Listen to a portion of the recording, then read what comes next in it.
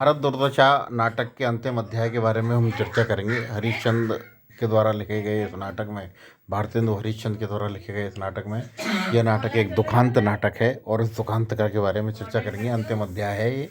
नाटक के संदर्भ में नाटक के अंत को लेकर प्राचीन काल से ही विमर्श चलता रहा है। प्राचीन भारतीय रूपक परंपरा में वियोगांत रूपक प्राप्त नहीं होते हैं। इसका कारण यह है कि भारतीय नाटककार फल प्राप्ति की संभाव्यता के में विश्वास रखते थे। इसके विपरीत यूनान में वियोगांत नाटक लिखे गए। भारतेंदु और वियोगांत का अर्थ ट्रेजेडी मानते हैं। उन्होंने नवीन रूपकों की कथा के स्वभाव से दो मुख्य भेद किए थे, संयोगांत और वियोगांत।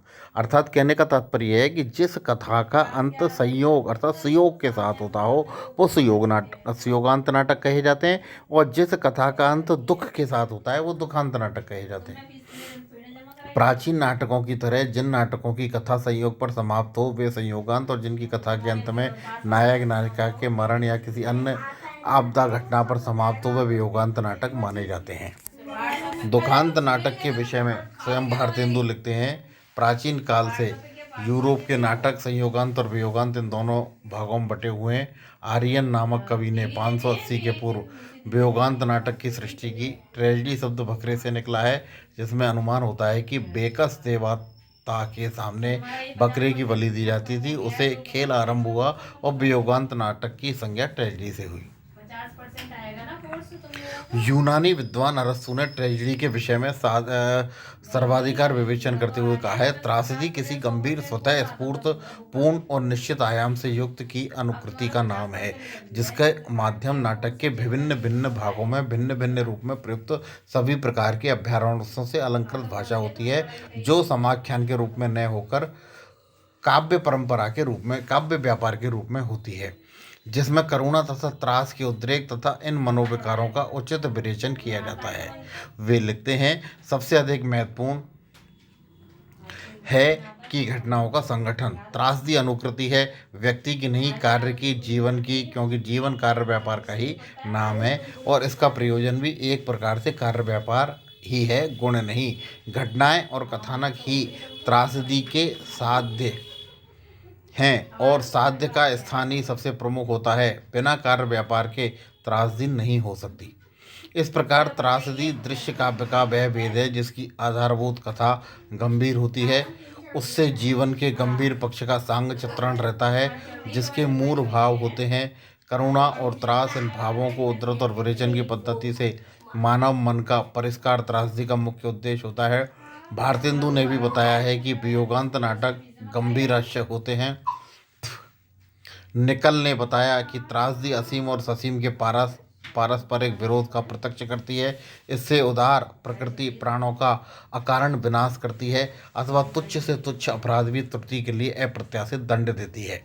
अति मानवीय शक्तियों का विरोध करने वाले त्रासदी का नायक मानव अपने गौरव से उसका समान धर्मी प्रतिद्वंदी प्रतीत होता है। उसमें मानव चित्र त्रुटियां और अपूर्णताएं हो सकती हैं, परंतु वे सबकी सहज गरिमा का ही द्योतक सिद्ध होती हैं। प्रेक्षकों का वह एक असाधारण होते हुए भी उनके अपने सम्मान में ऐसा प्रतीत होता है, उसे देखकर एक क्षण के लिए प्रेरक भी देवत्व के उच्च शिखर तक पहुंच जाते हैं। यह एक विचित्र बात है कि भारतीय नील देवी नाटक का वियोगांत मानते हैं, जबकि दरअसल ओझा उसे संयोगांत मानते हैं। यही स्थिति भारत दुर्दशा नाटक की है। ऊपरी तौर पर देखा जाए तो भारत दुर्दशा एक वियोगांत नाटक है, क्योंकि नाटक के अंत में भारत भाग्य अचेत भारत को जगाने के लिए भरसक प्रयत्न करता है, किंतु भारत चैतन्य नहीं हो पाता। किंतु भारत दुर्दशा और भारत जननी का वियोगांत अर्थात ट्रेजेडी नहीं कहा जा सकता, क्योंकि उसके अंत में नायक नायिकाओं के वियोग की स्थिति को कोई भी वस्तु नहीं पाई जाती है, यद्यपि उनकी आत्मा त्रासदी की आत्मा है। डॉक्टर विश्वनाथ मिश्र के अनुसार भारतेंदु जी के पश्चिम में दुखांत की नाटकों के संबंध में जो भाव रेचन और भाव परिष्कार कथा सर से शास्त्रीय सिद्धांत है उसे ग्रहण नहीं कर सके। उन्होंने जीवन के दुख में अंत मात्र का अवधारणा को दुखांत का नाटक शैली समझ लिया और उसी के कारण रचनाओं का उपयोग किया। स्पष्ट है कि भारत दुर्दशा भारतेंदु का एक महत्वपूर्ण नाटक है जो भारत की उस जनता को सीधे संबोधित होता है जो अपने प्राचीन गौरव को खोकर दयनीय स्थिति में आ गई है।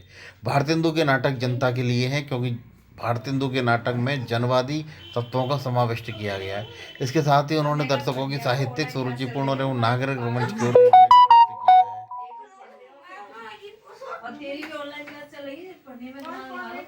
उन्होंने अपने सहयोगी नाटककारों व नवजागरण के अग्रदूतों का एक विशिष्ट मंडल भी तैयार कर लिया था, जिसे भारतेंदु मंडल के नाम से, हरिश्चंद्र मंडल के नाम से सुविख्यात था। इसके तत्वावधान में भारतेंदु ने पाखंड, विडम्बन, प्रेम जोगनी, भारत दुर्दशा, अंधेरी नगरी, सत्य हरिश्चंद्र, भारत जननी आदि नाटकों का प्रदर्शन किया। इसके अलावा महाराणा प्रताप, राधा कृष्ण दास, भारत आरत, खड़ग बहादुर मलय इत्यादि नाटकों की जो भारतीयों के अंतर्मन में झकझकोरने में कामयाब रहे, अनेक बार अवनीत होते के कारण भी प्रतीत होते हैं। इन नाटकों के प्रदर्शन बलिया, कानपुर, बनारस इत्यादि में पूरे हुए। अब भारत दुर्दशा की स्थिति पूर्ण होती है।